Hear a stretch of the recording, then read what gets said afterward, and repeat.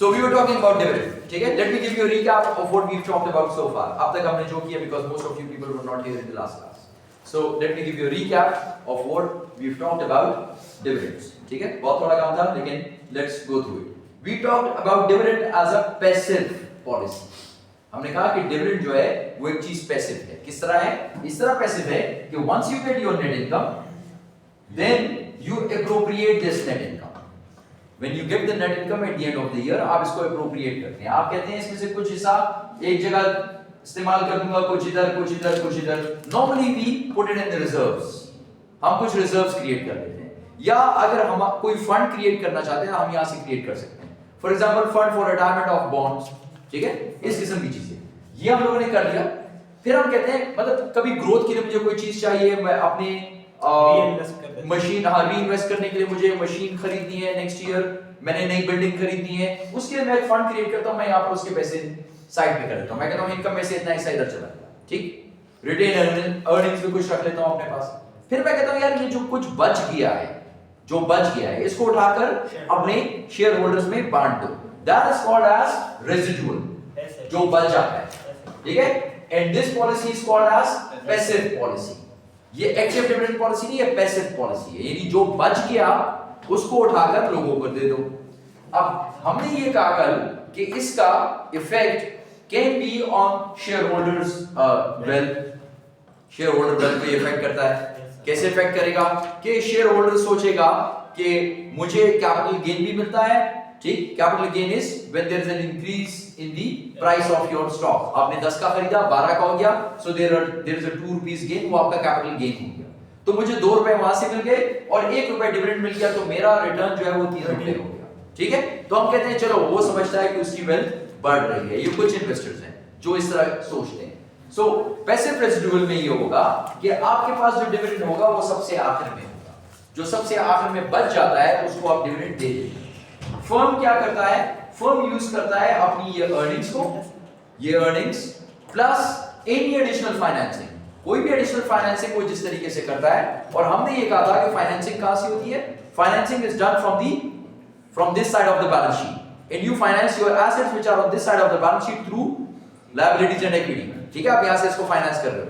तो फर्म अपनी earnings plus additional financing इस्तेमाल करता है जो उसकी इक्विटी बर्दाश्त कर सके, ताकि वो पॉजिटिव एनपीवी प्रोजेक्ट्स करे, किसी भी पॉजिटिव एनपीवी प्रोजेक्ट्स में इस्तेमाल करता है।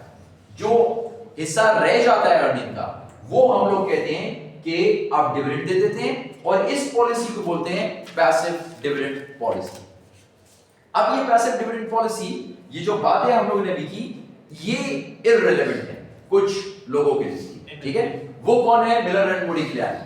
They came up with the concept कि dividend is irrelevant। वो कहते हैं डिविडेंड का कोई भी मैक्सिमाइजेशन नहीं है, कोई शेयर होल्डर वेल्थ की मैक्सिमाइजेशन में हिस्सा नहीं है, ये इररिलेवेंट है, इसका कोई काम नहीं है। ये लोग कहते हैं कि effect of dividend payments on share holder wealth is exactly offset by other means of financing. ये जो इफेक्ट आया है, हम कहते हैं कि ये इफेक्ट पड़ता है ऑन शेयर होल्डर वेल्थ, ये एग्जैक्टली अगर मैं कोई और मींस ऑफ फाइनेंसिंग करूं तो ये उससे आ सकता है। इसका मतलब ये है कि ये डिविडेंड का कमाल नहीं है।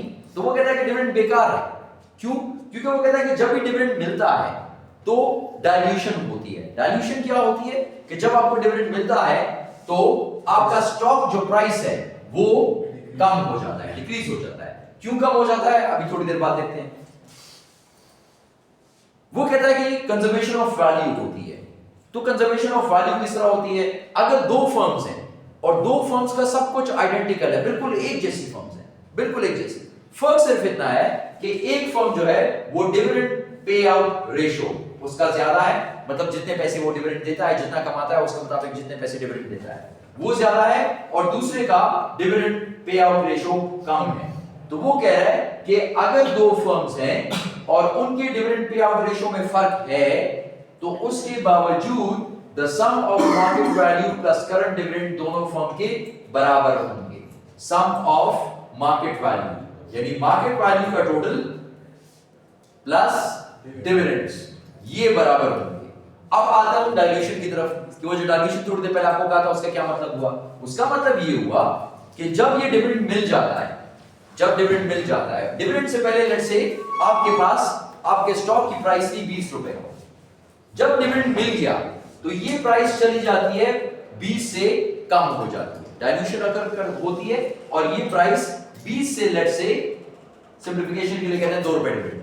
तो अगर 2 रुपए डिविडेंड है तो ये प्राइस चली जाएगी 18 रुपए की, जिसका मतलब ये होगा कि ये तब भी 20 ही रहेगा, लेकिन सिर्फ हुआ ये कि शेयर प्राइस से कन्वर्ट होके वो डिविडेंड में चल गई, डिविडेंड आपको मिल गया, शेयर प्राइस आपकी कम हो गई, फिर भी 20 रुपए ही हुआ। यानी इसका मतलब ये हुआ कि अगर मैं डिविडेंड नहीं देता तो भी वो 20 रुपए है, और अगर डिविडेंड दे दूं तब भी टोटल जो इन्वेस्टर के पॉइंट ऑफ व्यू से देखें तो 20 रुपए ही हुआ। हालांकि प्राइस कम होगी लेकिन 2 रुपए उसको एज अ रिटर्न मिल गया, तो बात तो वही हुई। तो ये मिलर मोडिग्लियानी कहता है कि कंजर्वेशन ऑफ वैल्यू होती है कि अगर दो फर्म्स हो, उनका सिर्फ dividend pay out ratio different हो, तो फिर भी उनका sum of market value plus dividend exactly same होगा। एक ने 1 रुपए डिविडेंड दिया तो उसमें फर्क ये होगा कि 1 रुपए और वो चला जाएगा 19 पर, दूसरा जो है उसने 2 रुपए डिविडेंड दिया तो वो 18 पे चला जाएगा, क्योंकि ये डिविडेंड यहीं से आ रहा है, कहीं और से नहीं आ रहा। तो इस वजह से वो लोग कहते हैं कि कंजर्वेशन ऑफ वैल्यू होता है। फिर वो लोग कहते हैं कि इन्वेस्टर खुद अपना डिविडेंड क्रिएट करता है। खुद किस तरह क्रिएट करता है, इसको हम लोग बोलते हैं होममेड डिविडेंड। होममेड डिविडेंड किस तरह होता है, इस तरह होता है कि अगर इन्वेस्टर है तो इन्वेस्टर बेच दे कोई भी शेयर कब, जब के डिविडेंड पे आउट लो, जब डिविडेंड पे आउट कम हो, यानी अगर डिविडेंड कम हो तो वो शेयर को बेच दे, या बाय करे जब share when dividend pay out is access, जब डिविडेंड पे आउट ज्यादा हो। ठीक, अब ये जब डिविडेंड पे आउट लो होता है तो इसका मतलब ये हुआ कि ये एग्जैक्टली इस तरह है कि अगर डिविडेंड पे आउट लो है तो हमने देखा जब डिविडेंड पे आउट लो है तो आपका शेयर प्राइस ज्यादा होता है। ठीक है, तो हम लोगों ने जो पढ़ा था हमने यही कहा था कि जब शेयर प्राइसेस ज्यादा होती हैं तो आप लोग क्या करते हैं, आप लोग शेयर्स को सेल करते हैं, और आप लोग बाय तब करते हैं जब शेयर्स की प्राइस कम होती है। ठीक, तो एग्जैक्टली सेम फिनोमेना यहां पे भी फॉलो होता है। तो वो कह रहे हैं इस तरह आप लोग खुद अपना डिविडेंड बना सकते हैं, आपको इंतजार नहीं करते कि कंपनी मुझे डिविडेंड अनाउंस करके दे।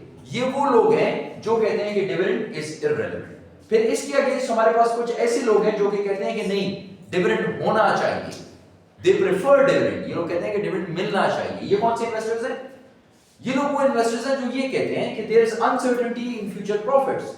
अगर आपको डिविडेंड मैं नहीं देता यहां पर पैसिव रेजिडुअल, तो मैं इन पैसों को क्या करूंगा, मैं इसको रीइन्वेस्ट करूंगा ग्रोथ में। जब कंपनी ग्रो करेगी तो क्या होगी, कंपनी प्रॉफिट्स करती है, मैं पॉजिटिव एनपी प्रोजेक्ट्स में लगाता हूं, कंपनी ग्रो करेगी तो फ्यूचर में हमारा स्टॉक प्राइस वुड राइज।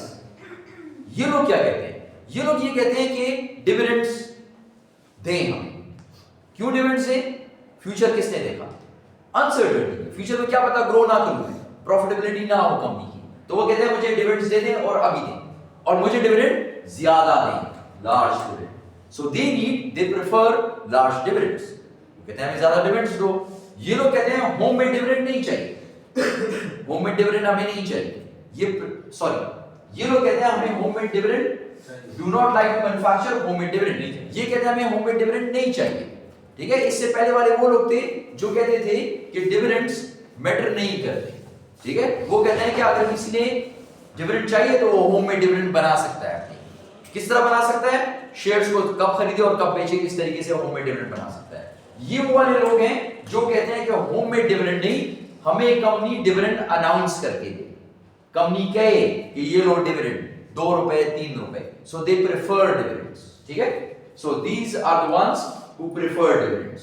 फिर हमने कहा कि टैक्सेस भी लगते हैं, कैपिटल गेन पे टैक्स लगता है, जब भी आपकी शेयर प्राइस इंक्रीज हो उसके ऊपर टैक्स लगेगा, लेकिन कब लगेगा, जब आप उस शेयर को बेचेंगे। इसका मतलब ये होगा कि कैपिटल गेन को आप लोग डिफर कर सकते हैं, कब, जब तक आप शेयर बेचे ना। अगर आपका शेयर 10 से 12 पे चला गया तो सिर्फ इस बात पे कि शेयर में 2 रुपए का इंक्रीज आ गया, आपके ऊपर टैक्स नहीं लगेगा। टैक्स तब लगेगा जब आपने 10 का खरीदा और 12 का बेचा, ये 2 रुपए कमा लिए, रियलाइज कर दिए। ठीक, रियलाइज कर दिया। अनरियलाइज्ड गेन के ऊपर कोई टैक्स नहीं है। सो कैपिटल गेन टैक्स लगेगा जब आप बेचेंगे, so they can be deferred until the actual sale of stock. इस वजह से आपके पास आ जाता है एक टाइमिंग ऑप्शन, आपके पास आ जाता है। Capital gains are preferred to dividends, everything else is equal. अगर सब कुछ इक्वल हो तो इन्वेस्टर्स कैपिटल गेन को प्रेफर करते हैं, ठीक है? क्यों? क्योंकि टाइमिंग ऑप्शन आपके पास आ गया। याद रहे कि डिविडेंड पे उसी वक्त टैक्स लगता है जिस वक्त आपको डिविडेंड मिल रहा होता है। डिविडेंड अनाउंस हुआ और विदहोल्डिंग टैक्स लग गया, और आपको जब पैसे मिलेंगे डिविडेंड के 2 रुपए, तो उसमें से ऑलरेडी 18% ऑलमोस्ट कट चुका होगा, ठीक है? तो आपका टैक्स उसी वक्त उसमें से कट जाता है। ओके, आगे चलें। फिर क्या होता है? फिर ये होता है कि high dividend yielding stocks should sell at a discount. तो फिर इसका मतलब ये हुआ कि जो हाई डिविडेंड यील्डिंग स्टॉक्स हैं, जो कि डिविडेंड ज्यादा देते हैं, उनको कम कीमत पर बिकना चाहिए, डिस्काउंट पर बिकना चाहिए, ताकि उनका बिफोर टैक्स रेट ज्यादा हो सके, ताकि उनका बिफोर टैक्स रेट ज्यादा हो सके। फिर हमने कहा कि कुछ इंस्टीट्यूशनल इन्वेस्टर्स को टैक्स नहीं देना पड़ता। क्यों नहीं देना पड़ता? क्योंकि वो एक ऐसे ब्रैकेट में आते हैं जहां पे वो लोग 70% ऑफ डिविडेंड इनकम टैक्सेशन से हटा देते हैं, तो उनको सिर्फ 30% ऑफ डिविडेंड इनकम के ऊपर टैक्स देना पड़ता है। तो जब वो 30% ऑफ डिविडेंड इनकम पे टैक्स देंगे, तो इसका मतलब यह है कि डिविडेंड पे वो लोग टैक्सेस बचा सकते हैं। तो फिर उनको क्या अच्छा लगेगा? कैपिटल गेन या डिविडेंड? डिविडेंड अच्छा लगेगा। तो फिर ऐसी कंपनीज डिविडेंड मांगती हैं, ठीक?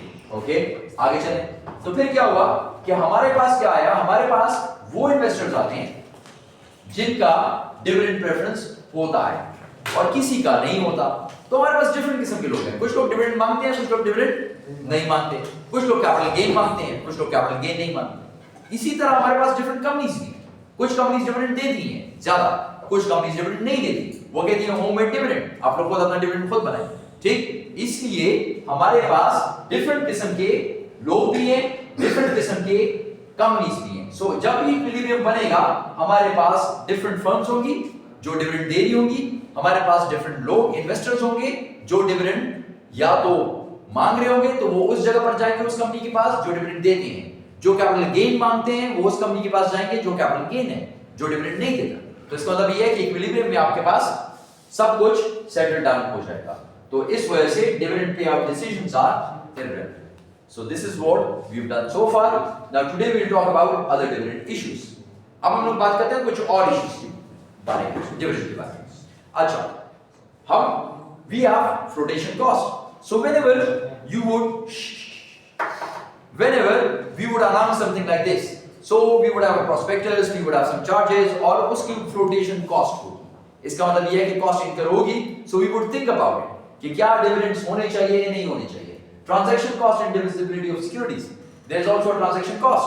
Whenever you enter into buying or selling of stock, there is a transaction cost. You need to pay commissions. ठीक है? तो उसके ऊपर भी cost incur होती है। फिर divisibility of securities भी होता है। Securities divide नहीं हो सकती। Security आपको full whole लेनी पड़ती है। इस तरह नहीं हो सकता कि आपको 2 शेयर और क्वार्टर शेयर मिल जाए, इस तरह नहीं होता। या आपको 2 शेयर मिलेंगे या 3 मिलेंगे। फिर फर्दर आसानी के लिए मल्टीपल्स ऑफ शेयर्स होते हैं। मल्टीपल्स ऑफ शेयर का मतलब ये हुआ कि 2 शेयर भी आप नहीं ले सकते, आप लेंगे 1000 शेयर या फिर लेंगे 2000 शेयर, दरमियान में 102 शेयर आप नहीं ले सकते, 1195 शेयर आप नहीं ले सकते, ठीक है? तो ये सारी चीजें आपको दिमाग में रखनी है जब आप डिविडेंड इश्यूज को देखेंगे। Institutional restrictions, certain institutions are not allowed to buy shares up to a certain amount. For example, they cannot buy 51% or more than 51% of shares, so that they can have a control over the company. इस तरह नहीं कर सकते आप लोग। इस तरह आप करेंगे, सिक्योरिटी एक्सचेंज कमीशन बीच में आ जाएगा, वो आपको नहीं छोड़ेगा कि आप इस तरीके से कर सकें। There can be other restrictions on companies to buy shares. Financial signal. जब भी आप लोग ये डिविडेंड अनाउंस करते हैं, it gives a signal. It gives a signal to the market, to the investors.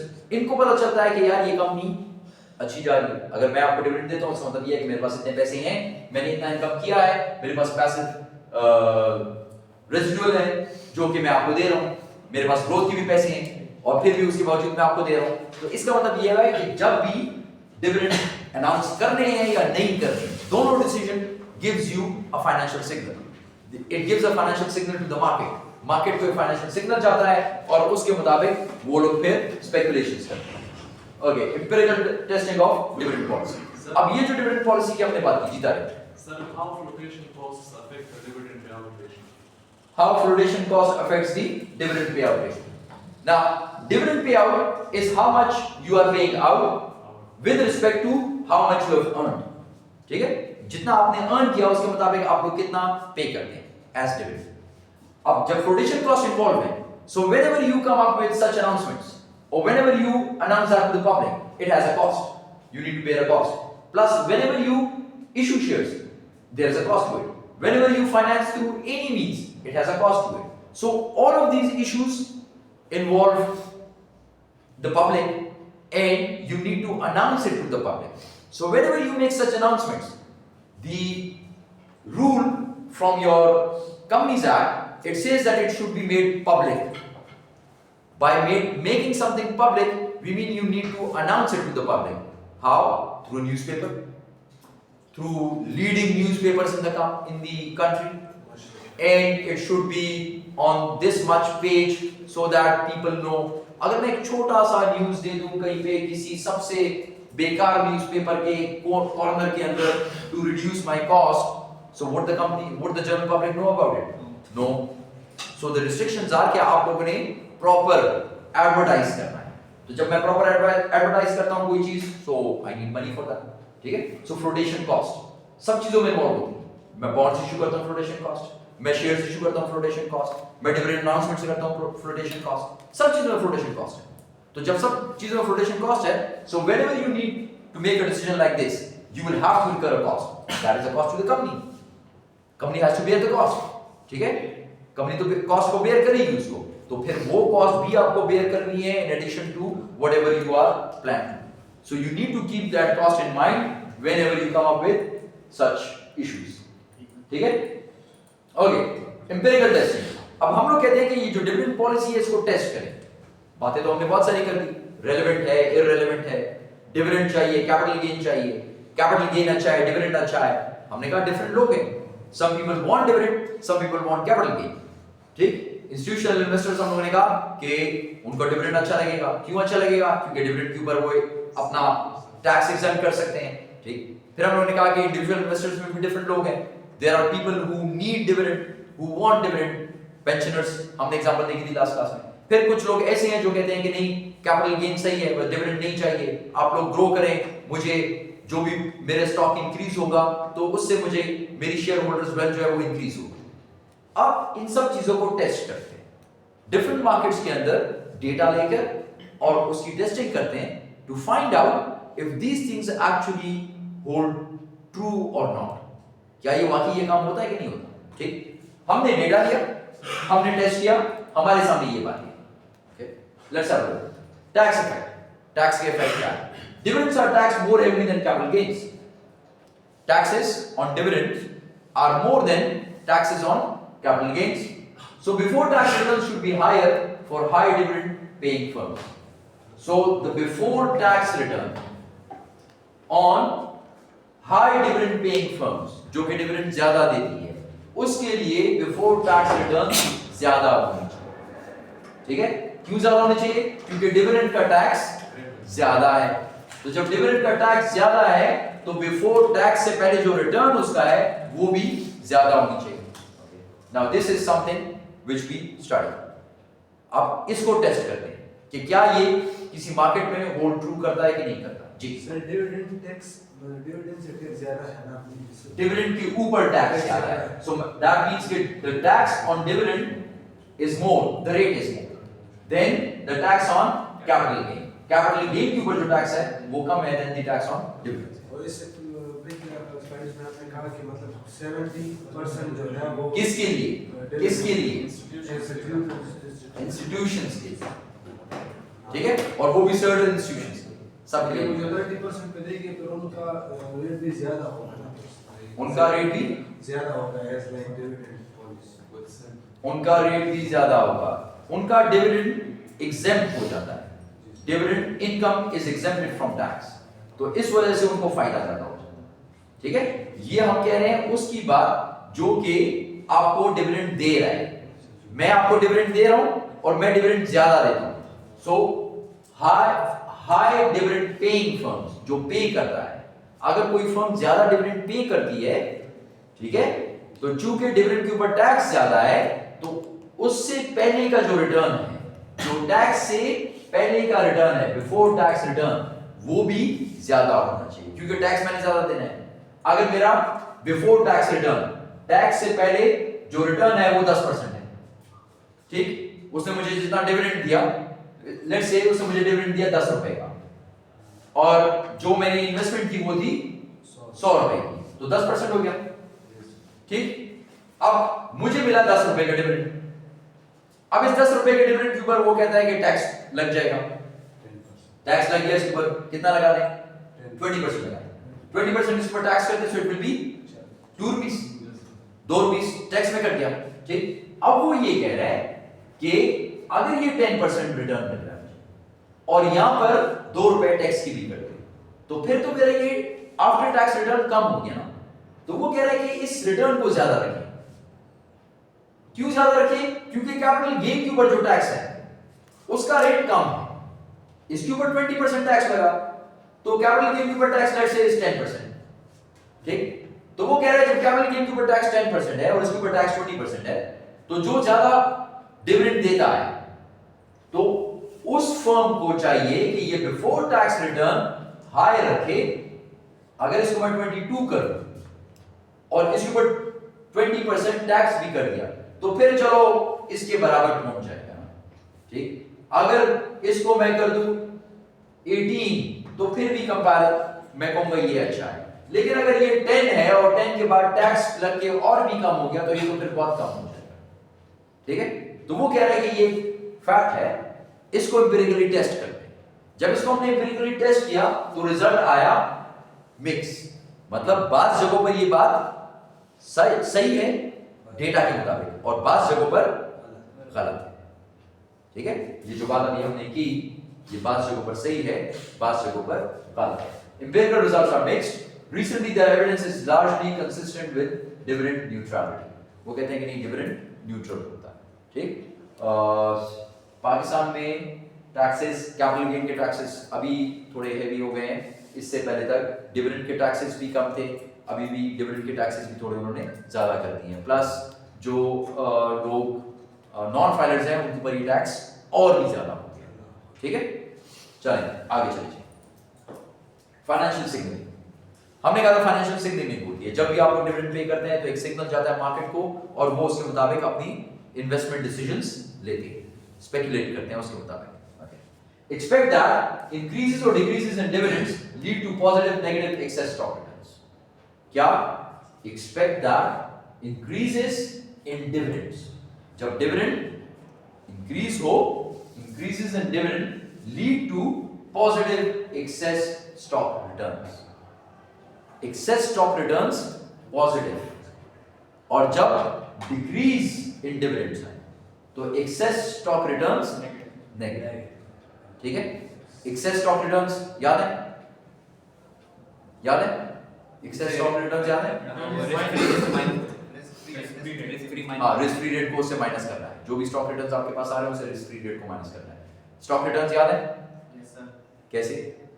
Return find कर लेते हैं, हाँ dividend plus change in price divide by dividend plus change in price divide by old price, the old return old old price, ठीक है। ये हो गया, इससे आप रिटर्न फाइंड आउट करें, फिर उससे आप आरएफ को माइनस कर दें, एक्सेस स्टॉक रिटर्न्स आ गए। एक्सेस स्टॉक रिटर्न्स वो कह रहा है कि पॉजिटिव है जब डिविडेंड पॉजिटिव है। डिविडेंड आपने कैलकुलेशन के तरीके में यूज किया, अगर डिविडेंड ज्यादा हो गया तो ये रिटर्न भी ज्यादा हो जाएगा, और डिविडेंड जब कम हो जाएगा तो ये रिटर्न भी कम हो जाएगा। सही है, बिल्कुल सही है, ओके ये बात है, ठीक। ये फाइनेंशियल सिग्नल। अब वो कह रहा है कि एम्पिरिकल रिजल्ट, अब इसको टेस्ट करते हैं। किसी स्टॉक मार्केट में जाके डेटा उठाते हैं, उस डेटा को जिस तरह उन्होंने रिग्रेशन रन किया उस तरह रन करते हैं और फाइंड आउट करते हैं रिलेशनशिप है कि नहीं, ठीक। You understand my language now? अब तो आपको मेरी रिग्रेशन की लैंग्वेज की समझ आती है ना, now that you have done regression, okay. So empirical results are consistent with the expectations. वो कह रहा है हाँ ये चीज सही है, ये जो एक्सपेक्टेशन है हमारी या ये जो थ्योरी हमने बनाई है, ये बात जो हमने की है ये वाकई सही है। हमने जब एम्पिरिकल डेटा लिया उसको रन किया रिग्रेशन पे तो ये बात सामने आई कि हाँ इसी तरह होता है, ठीक है। तो इसका, इस फैक्ट का या इस एक्सपेक्टेशन का या इस थ्योरी का हमारे पास जो रिजल्ट है वो सही है, मतलब ये प्रूवन बाय एम्पिरिकल टेस्ट। लेकिन ये जो बात हमने ऊपर की थी इसका रिजल्ट था मिक्स, कई जगह पे प्रूफ हो रहा था, कई जगह पे प्रूफ नहीं हो रहा। Got the idea? Yes. Got the idea of empirical testing? Okay, implication for corporate policy. तो फिर कॉर्पोरेशन क्या करे? फिर कॉर्पोरेट पॉलिसी में कैसे बनाऊं डिविडेंड? ठीक, हम लोग कॉर्पोरेट पॉलिसी क्या बनाए? Establish a policy that will maximize shareholder wealth. So remember we started right in the very start कि the objective is Wealth maximization. वो कह रहा है जो भी पॉलिसी बनानी है बनाओ, लेकिन वो पॉलिसी बनाओ जो शेयर होल्डर वेल्थ को मैक्सिमाइज करे, बस। सो that means now you have a free hand.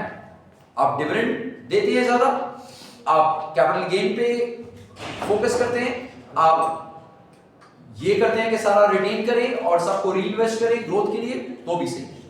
Okay, distribute excess funds to shareholders and stabilize the absolute amount of dividends if necessary.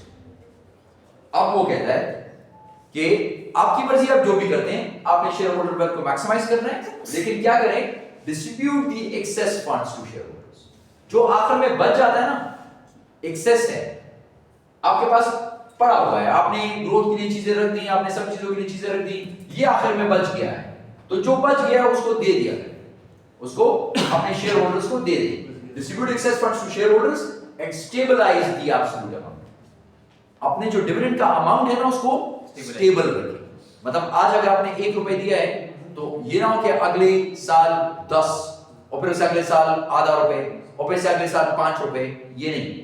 Absolute amount stable होनी चाहिए। 1 रुपए दिया, 1 रुपए 25 पैसे कर दे, या अगर आपने 5 कर दिया है तो ऐसा ना हो कि अगली बार दोबारा 1 पे आ जाए। ठीक, अगली बार अगर आपने कम देना है तो वापस 4.5 पे आ जाए। ठीक है, it should be stable, absolute amount, and stabilize the absolute amount of dividends if necessary. This is your passive dividend policy. Payouts greater than excess funds should occur. लेकिन कभी आप कहते हैं कि नहीं, मेरे पास excess fund इतने हैं लेकिन मैं dividend इससे ज्यादा देना चाहता हूं, इससे ज्यादा देना चाहता हूं, आप कर सकते हैं, लेकिन वो कब करना है? Payouts greater than excess funds should occur only, सिर्फ उस जगह पे करें। अब देखें, वो आपको एक स्टेप बता रहा है, looking at the different financial environment in different countries. वो कह रहा है only in an environment that has a net preference for dividends. उस जगह पे करें जहां पे आपके इन्वेस्टर वो लोग हैं जो कि डिविडेंड को प्रेफर करते हैं। नहीं तो आप उनको 100 रुपए की डिविडेंड दें शेयर के ऊपर, अगर वो प्रेफर नहीं करते तो क्या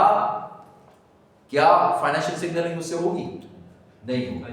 ठीक है, फायदा नहीं, इन्वेस्टर अट्रैक्ट नहीं होंगे।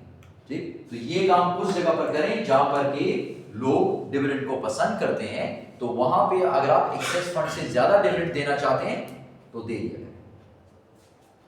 Got the idea? Yes. Okay, there is a positive value associated with a modest dividend, और वो कह रहा है अगर डिविडेंड अच्छा हो, अच्छा मॉडेस्ट डिविडेंड, ठीक, तो उसके साथ एक पॉजिटिविटी अटैच्ड कि हाँ उसका इफेक्ट पॉजिटिव आएगा। Could be due to institutional restrictions और सिग्नलिंग इफेक्ट। वो कहता है हो सकता है कि ये सिग्नलिंग इफेक्ट की वजह से हो। हमने कहा हाँ, सिग्नलिंग इफेक्ट होता है, क्योंकि जब भी whenever something like this happens and whenever you announce dividend, so it actually affects the market.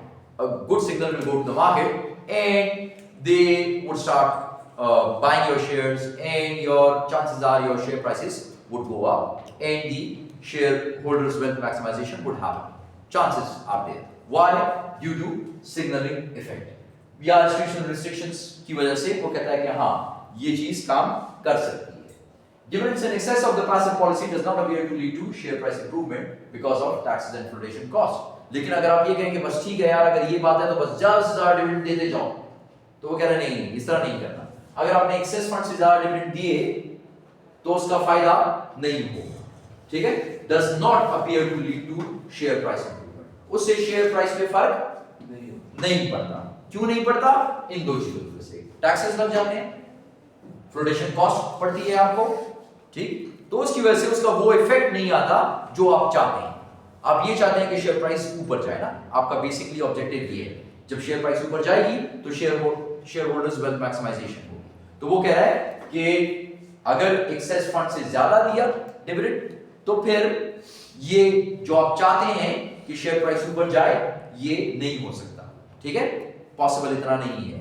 और रीजन बता रहा है कि उसका रीजन है taxes and flotation cost. Got the idea so far class? Yes. Need to take a break or Yes. is it fine? Yes. Okay, just 2 minutes break. Pause. Presently. Pause. Okay, so apart from some legal rules, there are some other rules, issues to consider in dividend policy. There are some legal rules to consider as well. लेकिन वो legal rules are for US, so we have skipped 2 slides. Okay. Now, other issues to consider. Now, what are the other things which we need to know? We need to know the funding needs of the firm. मतलब अगर आप dividend दे रहे हैं तो पहले ये तो देखें आपको पैसे कितने चाहिए. आपने तो इनकम कमा ली इधर, ये जो आप सेट असाइड कर रहे हैं चीजों के लिए, ग्रोथ के लिए या किसी भी फर्दर एक्सपेंशन के लिए, ठीक, किसी भी इन्वेस्टमेंट के लिए, वो कितना है? What is the need, financing need of the firm? So you should know the funding need of the firm. About the liquidity, do you have enough liquidity or not? आप अनाउंस करते हैं 5 रुपए dividend per share, आपके पास 1 lakh share outstanding है, तो इसका मतलब ये है कि 1 लाख रुपए हो गए.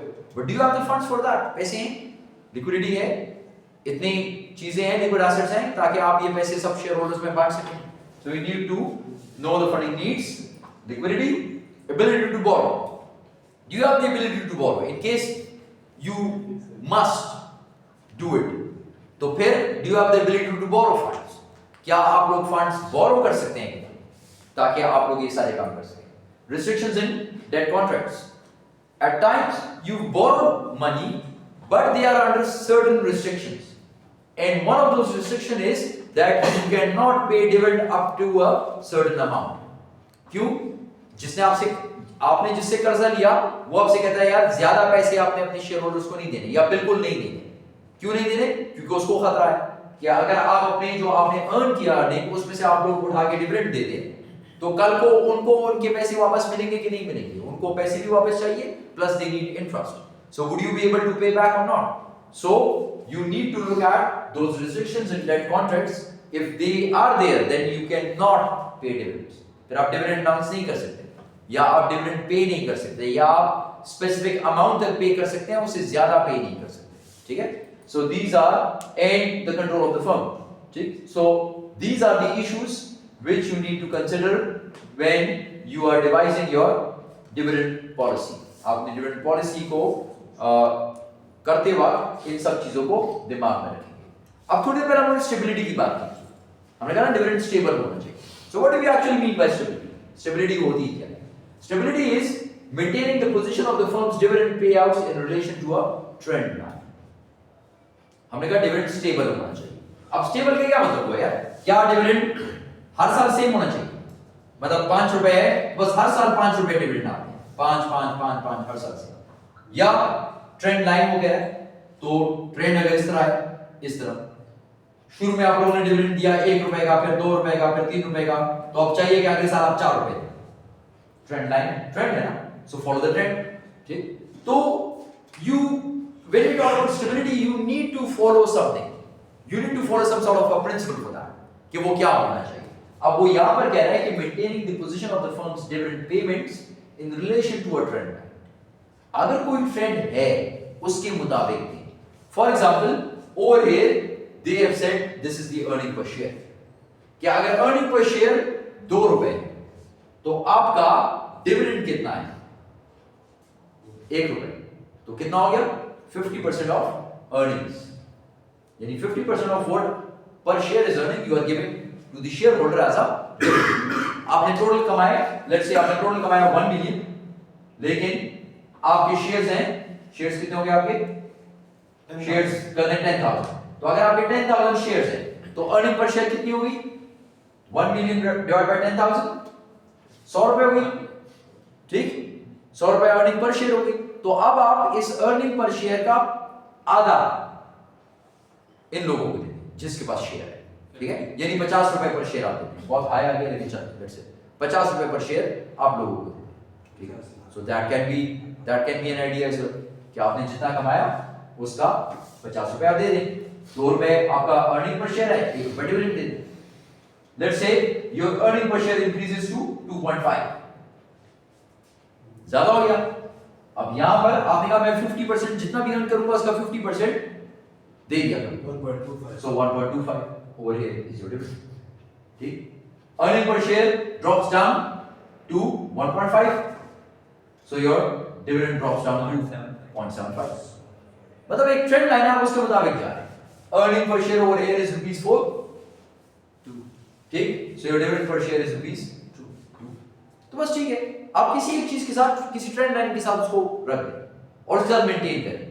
यानी अगर अर्निंग पर शेयर ज्यादा होती है तो आप डिविडेंड ज्यादा करते हैं, लेकिन उसी हिसाब से अर्निंग पर शेयर कम होती है तो आप डिविडेंड कम कर देते हैं। बस आपने कहा कि उसका आधा मैं दिया दूंगा, तो जितना अर्निंग पर शेयर होगा उसका आधा वुड गो एज डिविडेंड। सही है? ओके, एक तरीका ये। या फिर हम लोग इस तरह कर सकते हैं कि dividends begin at 50% of earnings but are stable. हमने स्टार्ट तो उसी तरह किया कि ₹2 है तो ₹1 से स्टार्ट किया, but we keep it stable. ठीक है, एब्सोल्यूट अमाउंट स्टेबल रखिए, ₹1। अर्निंग पर शेयर ज्यादा हो गई but it is stable. Earning per share कम हो गई, it is stable. Earning per share फिर ज्यादा हो गई, इट इज स्टेबल। ठीक, स्टेबल रखिए। अर्निंग पर शेयर ज्यादा हो गई, it is still stable. But now earning per share बहुत ज्यादा हो गई, अब देखें 2 से 4 डबल हो गई, so you increase the dividend but only 0.5। हम इंक्रीज कर देते हैं लेकिन थोड़ा सा, क्यों?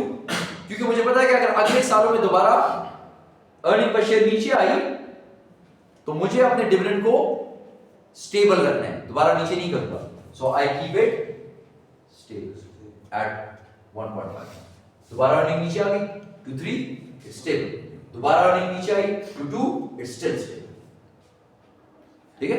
So this is stability of dividend. So that means you need to keep the dividend stable. You can come up with some policy of yours to keep the dividend stable so that it gives a good signal to the market. ताकि लोग investor को एक अच्छा signal जाए and they keep investing in your stock and your stock prices keep on rising, क्योंकि ये आपका objective है ना कि शेयर होल्डर वेल्थ मैक्सिमाइजेशन। जी अगर सर अगर ऐसी कोई कंपनी हो ना कि मतलब वो स्टेबल रखे अपना जो दे रहा है हाँ, और अचानक ज्यादा हो गया तो फिर उसने कुछ ज्यादा ही ज्यादा कर दिया, फॉर एग्जांपल 2 पे अचानक चले गया। अच्छा, और फिर कुछ ऐसा टाइम आया कि उसका शेयर प्राइस जो है वो 2 से भी डिक्रीज हुआ, तो ऐसे फॉर्म फिर क्या करते हैं, फिर वो वही 2 देते हैं या फिर कम करते हैं? Okay, good question. अब ये देखिए, when we talk about dividends, so there are types of dividend. One is called as a regular dividend. Regular dividend is the dividend that is normally expected to be paid by the firm. Normally expected to be paid by the firm. मैं हर बार ₹1 dividend देता हूँ, तो आप मुझसे expect करेंगे कि मैं अगली बार कितना दूंगा? ₹1 दूंगा। बस सही है, मैं ₹1 डिविडेंड दे रहा हूँ। अब एकदम मेरी इनकम इंक्रीज हो गई किसी एक साल में, ठीक है, कुछ हुआ, करेंसी फ्लक्चुएशंस आ गई, कोई भी रीजन हो सकता है, कोरोना आ गया एंड पीपल स्टार्टेड बाइंग क्या फूड आइटम्स ज्यादा, उन्होंने स्टोर करने के लिए ज्यादा ले लिए, अर्थक्वेक आया, उन्होंने ज्यादा ले लिए कि जाके वो कर देंगे, उस वजह से मेरी सेल ज्यादा हो गई, मेरा अर्निंग ज्यादा हो, तो मैं क्या करूंगा? Instead of increasing my regular dividend, what I can do is extra dividend. Extra dividend क्या है? नॉन रिकरिंग, हर साल नहीं होगा ये। पहले मैं ₹1 डिविडेंड अनाउंस कर दूंगा, आपको ₹1 दे दूंगा, और फिर उसके 1 महीने बाद या 2 महीने बाद आपको थोड़ा सा और डिविडेंड दे दूंगा, which will be non recurring. इसका मतलब आपको समझ आ जाएगा कि यार वो नॉर्मल वाला डिविडेंड तो मिल गया, ये मुझे एक्स्ट्रा मिल गया, लेकिन ये एक्स्ट्रा हर साल नहीं मिलेगा। A non-recurring dividend paid to shareholders in addition to the regular dividend. It is brought about by special circumstances. बस कुछ ऐसा हो गया कि आपके अर्निंग ज्यादा हो गई तो आपको मैंने डिविडेंड ज्यादा दिया, ठीक है? आप ये काम कर सकते हैं। Something which happened to me this year by a company, ठीक है? उन्होंने रेगुलर डिविडेंड दिया और 1 महीने बाद एक और डिविडेंड आया और रेगुलर से ज्यादा, ठीक है? So must have been due to some special circumstances, उन्होंने शायद अर्निंग ज्यादा कर ली होगी, ठीक है? So this does happen, ये नॉर्मल चीज है। क्लियर है? ये बात भी क्लियर है? ओके, ये चीज भी क्लियर होगी? Okay, let's move on. Valuation of dividend stability. Okay, information content, हमने पहले से कहा कि इसका डिविडेंड का इफेक्ट होता है कुछ ना कुछ। ये जो डिविडेंड होता है इसके अंदर अपनी कुछ इंफॉर्मेशन होती है। क्या इंफॉर्मेशन होती है? अब ऐसे तो नहीं होता कि मैंने आपको ₹1 का डिविडेंड दिया तो इसके अंदर कुछ लिखा हुआ है कि मैंने क्यों, लेकिन ये आपको कुछ इंफॉर्मेशन दे रहा है। डिविडेंड जब मैं कम करता हूं तो आपको कुछ इंफॉर्मेशन देता है कि कंपनी में क्या हो रहा है। So it has an information content, इसके अंदर कुछ इंफॉर्मेशन छुपी हुई है जो कि आप देख सकते हैं। अगर मैंने एक्स्ट्रा डिविडेंड दिया आपको तो आपको पता होना चाहिए, आप सोचेंगे यार कंपनी ने एक्स्ट्रा डिविडेंड दिया, जरूर कंपनी ने अच्छा कुछ किया होगा, या कंपनी ने एक्स्ट्रा डिविडेंड दिया, कंपनी अच्छी हो रही है, ठीक है। So it gives you some information content. Management may be able to affect the expectations of investors through the informational content of dividends. So I can control what you think about my company by giving you dividends.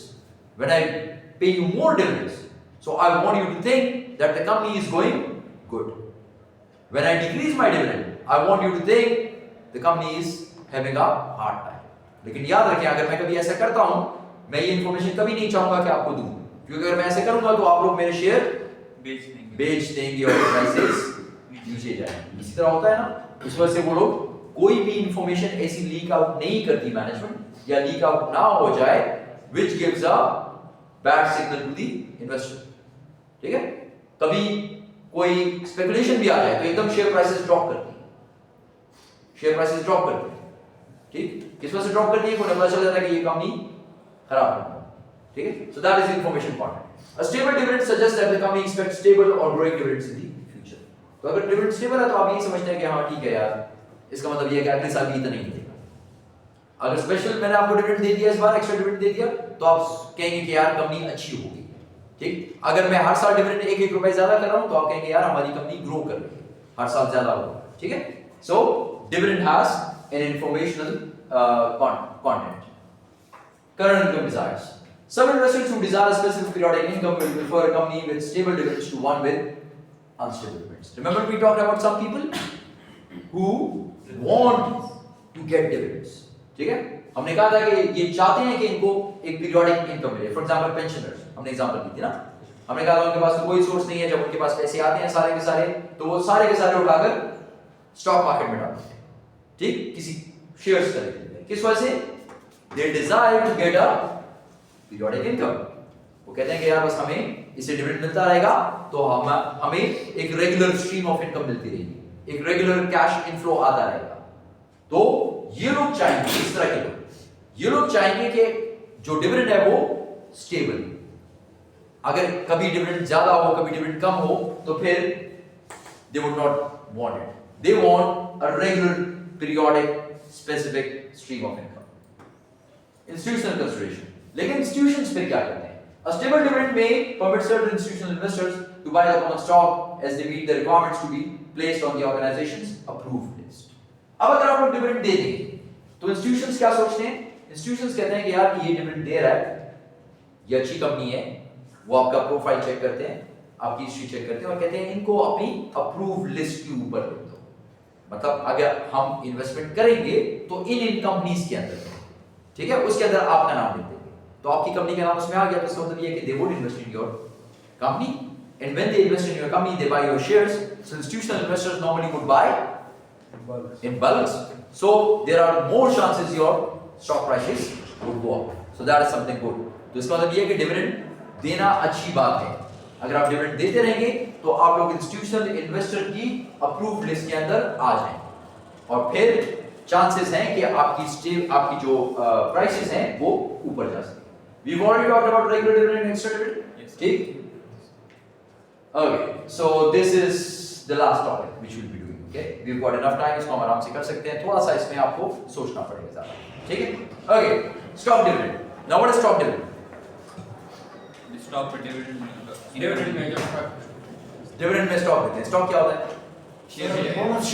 Bonus share, जिसको हम लोग normally bonus share बोलते हैं ना, कि मेरे पास पैसे नहीं है आपको देने के लिए और आपको डिविडेंड देना ही है, तो मैं इस तरह करता हूँ यार आपको बोनस शेयर दे देता हूँ, ठीक है? एक नुकसान हो सकता है इसका कि मेरे नंबर ऑफ शेयर्स आउटस्टैंडिंग ज्यादा हो जाएंगे, तो अगले साल जब मैं डिविडेंड दूंगा आपको कैश डिविडेंड, तो फिर ज्यादा डिविडेंड देना पड़ेगा। बस ये एक नुकसान है, बाकी otherwise it's a good market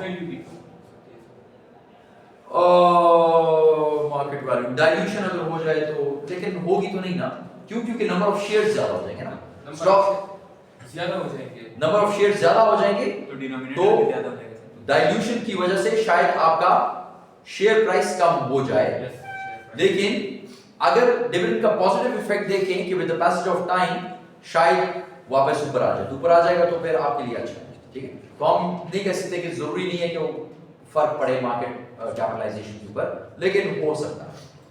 Okay, stock dividend. A payment of additional shares of stock to shareholders, often used in place of or in addition to a cash dividend. In place of or in addition. तो ये भी हो सकता है कि मेरे पास पैसे नहीं है मैं आपको दे दूं, या ये भी हो सकता है कि मेरे पास पैसे हैं, मैंने आपको 1-1 रुपए डिविडेंड दे दिया कैश, और फिर आपको और भी डिविडेंड देना है तो मैं कहता हूं चलो यार ये और डिविडेंड कैश में मत दो, ये बोनस शेयर्स है या ये स्टॉक डिविडेंड। ठीक है, क्लियर आइडिया? अब इसका इफेक्ट क्या पड़ेगा, अब गौर से देखिए, इसमें दो चीजें हैं, a small percentage stock dividends, और फिर आगे पढ़ेंगे, आज इंशाल्लाह पढ़ना है large percentage stock. Small percentage क्या है? This is typically less than 25% of previously outstanding common stock, less than 25%, यानी जितना पहले से मेरा कॉमन स्टॉक आउटस्टैंडिंग है, ठीक, यानी जितने शेयर्स मैंने पहले से इशू किए हैं उसके 25% से कम अगर होगा तो उसको बोलेंगे स्मॉल परसेंटेज। स्मॉल परसेंटेज की calculation is different from large percentage. ठीक है, इसका जो इंपैक्ट आता है ऑन इक्विटी वो डिफरेंट होता है। ठीक, तो इसे दोनों को अलग अलग सीख लेंगे क्या है। ये है small percentage where it is less than 25%। Assume a company with 400,000 shares of 5 par common stock outstanding. 4 lakh shares आप लोग ऑलरेडी इशू कर चुके हैं, और पार वैल्यू ऑफ शेयर कितनी है? 5। पार वैल्यू क्या होती है? Face value. ना ना ना ना ना, जिस पे बेचा नहीं, जिस पे बेचा है वो तो देखिए कुछ भी हो सकता है ना। I can sell you the share at par, premium discount, at premium और एट डिस्काउंट, तो मैं कर सकता हूं। ठीक है, लेकिन पार ये है कि इसके ऊपर लिखा कितना है कि ये 5 रुपए। रिडेम्पशन कितने पे होगा? रिडेम्पशन तो इसी पे होगा ना। ये सर पार वैल्यू की बात। पार में ही होगा ना। बॉन्ड आप 1000 का लेते हैं, तो जब आप वापस लेने आते हैं मेरे पास, मैं आपको 1000 रुपए देता हूं, मैं तो आपको ज्यादा नहीं देता। ठीक है, मैच्योरिटी वाली तो वही है, इसमें मैच्योरिटी नहीं है, लेकिन जब अगर लेट्स से कंपनी लिक्विडेट होगी तो आपका मेरे ऊपर जो क्लेम है वो कितना होगा? 5%।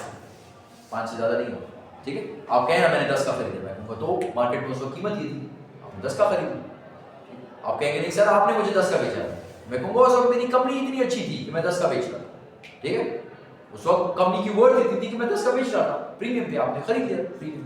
Okay, pays a 5% stock dividend. Now you are paying a 5% stock dividend. तो अगर आप 5% stock dividend पे कर रहे हैं तो is it a small percentage or a large percentage? Small percentage because it is less than 25%. ये भी क्लियर होगा। The pre-dividend market value is 40. अब अगर pre-dividend market value is 40 और मैं आपको 5 रुपए वाला, मैं आपको जो शेयर दे रहा हूँ वो 5 रुपए का उसकी पार वैल्यू है, लेकिन मार्केट में उसकी कीमत कितनी है? 40 रुपए। तो आप देख सकते हैं company is actually doing very good, 5 से यहां तक पहुंची। ठीक है, और 40 का इसका मतलब ये है कि जो अभी मैं आपको शेयर दूंगा वो होगा 20-40 का प्रीमियम पे दूंगा। ठीक है, आपको 40 का शेयर दूंगा। How does this impact the shareholders equity account? अब इसका शेयर होल्डर इक्विटी अकाउंट पर क्या फर्क पड़ेगा, यहां पर बनाता हूं ताकि आपको साफ नजर आ जाए। ओके, शेयर होल्डर का इक्विटी अकाउंट, इक्विटी अकाउंट के अंदर मेरे पास क्या क्या चीजें होती हैं?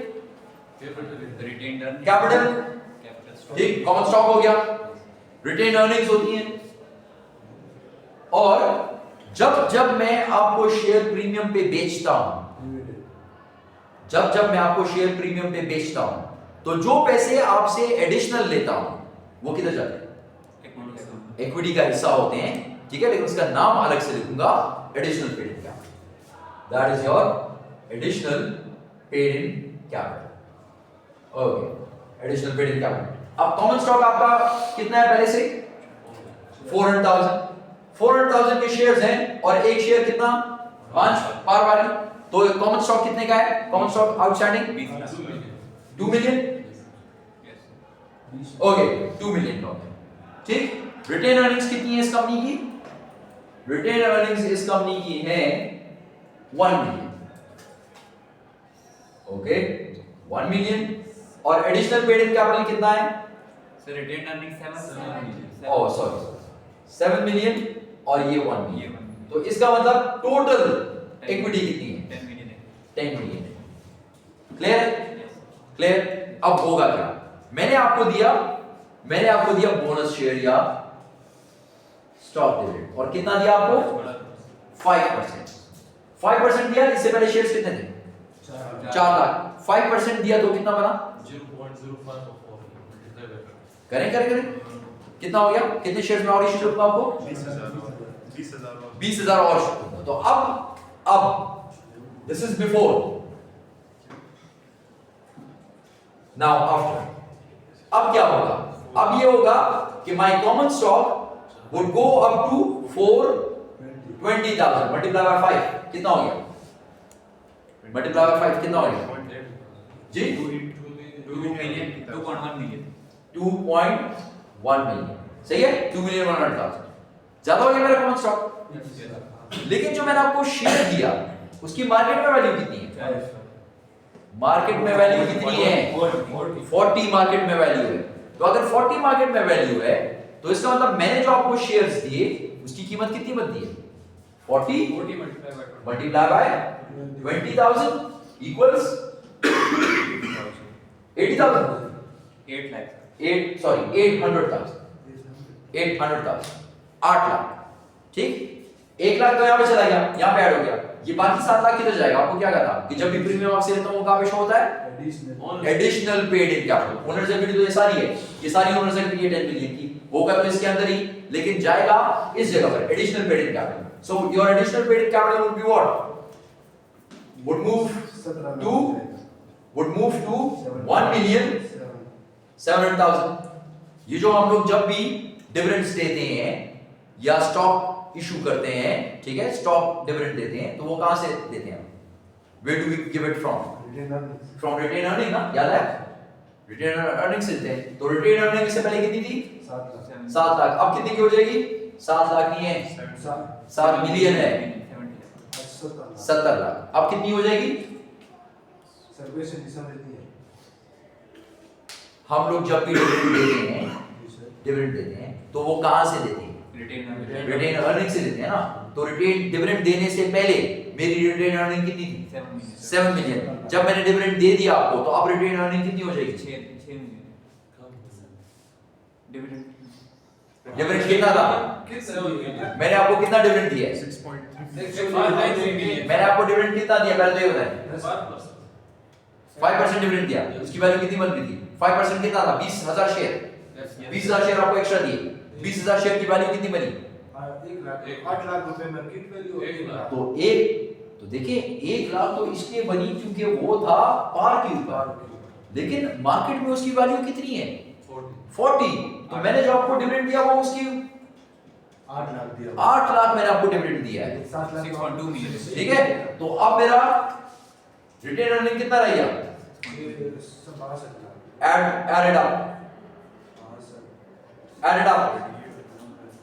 it up class 1 crore sir. remains the same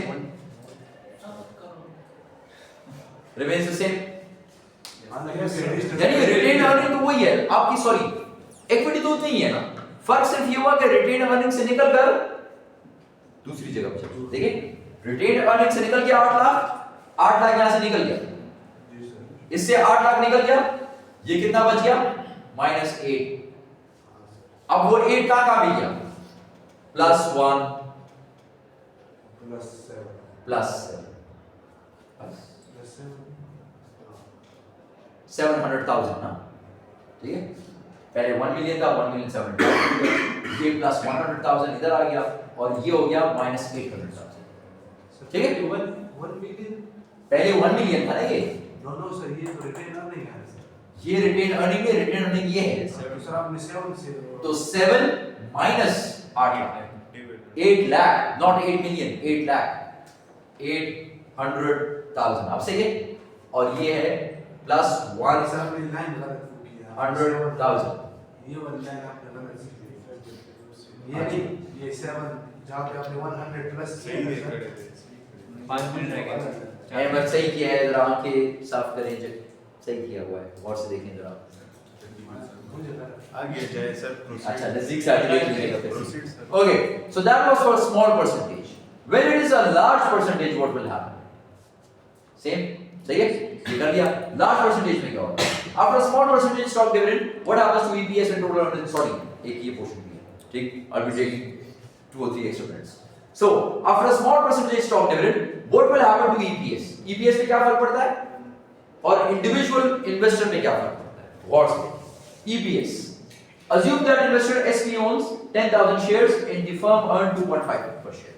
एक इन्वेस्टर है, उसके पास 10,000 शेयर है, 10,000 शेयर, और आपका EPS कितना है?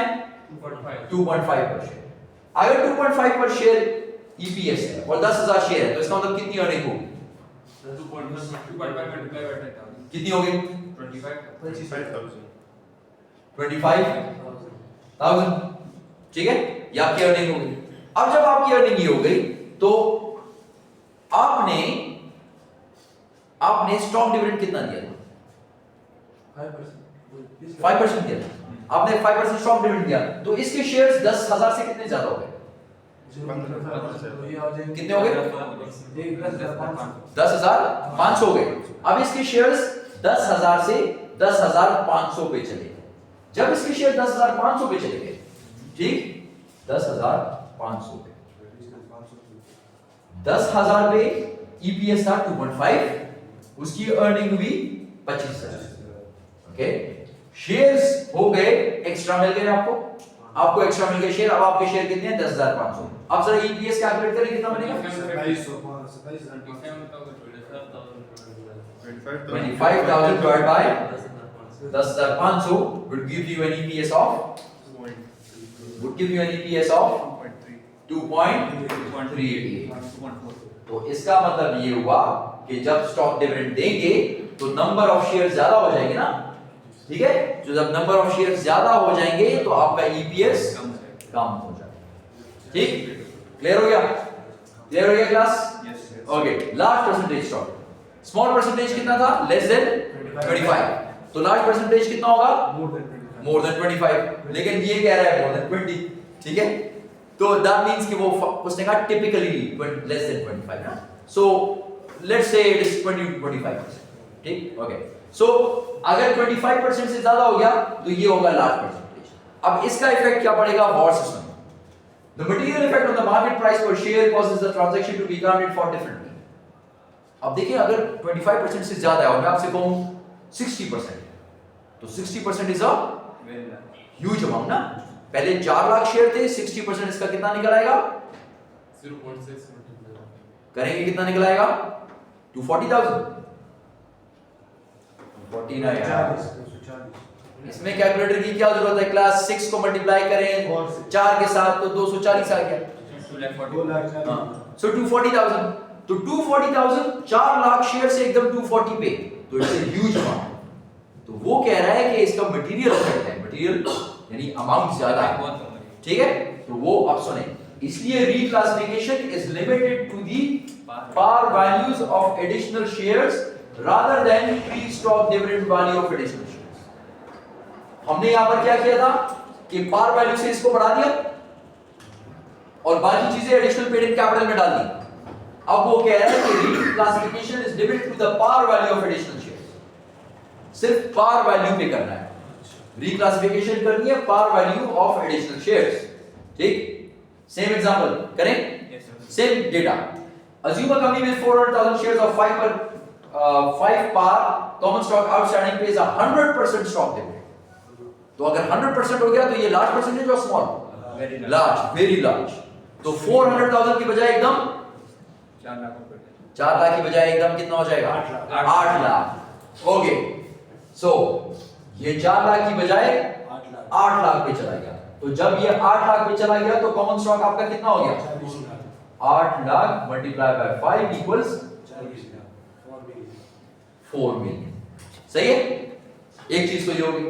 सेकंड क्या होगा? आपको पता है कि 40 का मार्केट का था, आपने इससे पहले क्या किया था कि additional paid in capital, sorry, retained earning से आपने 40 का अमाउंट निकाला, ठीक है?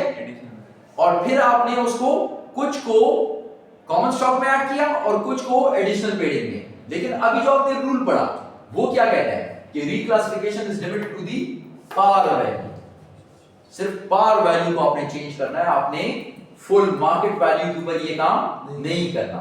इसका मतलब ये हुआ कि यहाँ पर जो एडिशन है वो तो हो गई पार वैल्यू से ना, उसमें तो मार्केट वैल्यू लिखनी ही नहीं है।